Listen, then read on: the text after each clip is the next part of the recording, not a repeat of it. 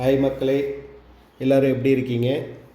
So நேத்திய September 30 பங்குச்சந்தை எப்படி இருந்தது பார்ப்போமா? ஸோ பார்த்தீங்கன்னா ஃப்யூச்சரோடது நேற்று எவ்வளோ வந்திருக்குன்னா 24,749, லோ 24,580. ஸோ நம்ம கொடுத்த சப்போர்ட்டில் S2 பார்த்திங்கன்னா 24,581 கரெக்டாக அதை ப்ளேஸ் பண்ணியிருக்கு. அதேமாதிரி ரெசிஸ்டன்ஸ்லையும் 24,760 கொடுத்துருந்தோம். அதே மாதிரி 24,749 போயிட்டு வந்திருக்கு. ஸோ நேற்று பார்த்திங்கன்னா 8வது நாளாக கன்சிக்யூட்டிவாக கரெக்டாக நெகட்டிவ் ட்ரேடிங் செக்ஷன் முடிஞ்சிருக்கு. ஸோ இதெல்லாம் பார்த்திங்கன்னா புல்லோடைய ஆதிக்கம் அதிகமாக போயிட்டுருக்கு. இப்போ அதுதான் உங்களுக்கே தெரியும், நியூஸ் இம்பேக்ட் நிறையா இருக்குது. ஸோ அப்புறம் பார்த்திங்கன்னா நேற்று 2 ஈவெண்ட்டில் நம்மளுக்கு ரிசல்ட் வந்திருக்கு. கவர்மெண்ட் பட்ஜெட் வேல்யூ எக்ஸ்பெக்டடை விட்டு அதிகமாக தான் வந்திருக்கு. எக்ஸ்பெக்ட் 5.5 ட்ரில்லியனு, ஆனால் வந்தது பார்த்திங்கன்னா 5.98 ட்ரில்லியன் அதிகமாக தான் வந்திருக்கு. எக்ஸ்டர்னல் டெப்ட்டும் அதிகமாக தான் இருக்குது. கவர்மெண்ட் பட்ஜெட் வேல்யூன்னு சொல்கிறது என்னென்னா இந்த காலாண்டுக்கு என்ன பண்ணுறாங்க. இப்போ 2026 இருக்குல்ல, கடைசி 5 மாதத்தில் இப்போ தான் நம்மளுக்கு ஐயாக வந்திருக்கு. இந்த கடைசி 5 மந்த்ஸை கம்பேர் பண்ணுறப்ப இது ரொம்ப ஐ. ஸோ கவர்மெண்ட் என்ன பட்ஜெட் வேல்யூனா ஒவ்வொரு செக்டாருக்கும் அவங்க கொடுக்குறோட வேல்யூஸ் தான் அது ஒரு பாசிட்டிவ் நியூஸ் தான் மார்க்கெட்டுக்கு.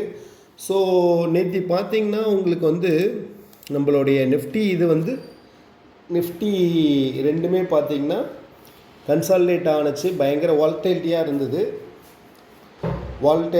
இருந்து ஒர்க் ஆனச்சு. ஸோ ப்ரீமியமும் மேலே கீழே ஏறிட்டு இருந்தது. அதுக்கப்புறம் பார்த்திங்கன்னா நேத்தியோடைய நியூஸஸ் அப்படின்னு இம்பேக்டாக பார்க்குறப்ப ஸோ சின்ன விஷயங்கள் நம்மளுக்கு ஒர்க் அவுட் ஆணுச்சு. அப்போ ப்ரீமியம் என்னன்னா மேலே, அதுக்கப்புறம் கீழே. ஸோ எப்பயுமே நீங்கள் ஒர்க் அவுட் பண்ணுறீங்க நிஃப்டியில் அப்படின்னா ஃப்யூச்சரை மட்டும் பாருங்க. நேற்று ஒரு கமெண்ட் வந்திருந்து, சார் சப்போர்ட் 24,665, ஆனால் நீங்கள் 24,638.5 கொடுத்துருக்கீங்க. Second support 581. ஆமாங்க, நம்ம எப்பயுமே ஃபோக்கஸ் பண்ணுறது என்னென்னா நிஃப்டி ஃப்யூச்சரை வச்சு தான் ஃபோக்கஸ் பண்ணுவோம். அது 100 பாயிண்ட் அதிகமாக தான் இருக்கும் நிஃப்டி 50யை விட.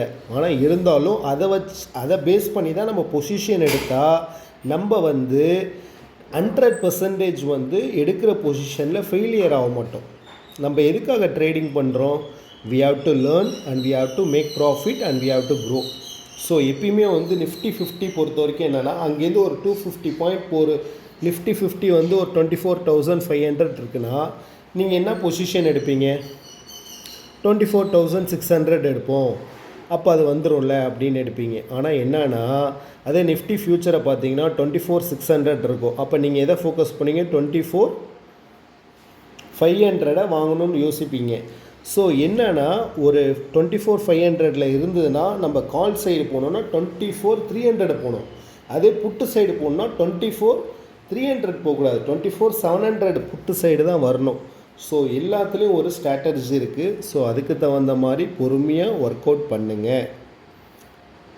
நாளைக்கு பார்ப்போம்.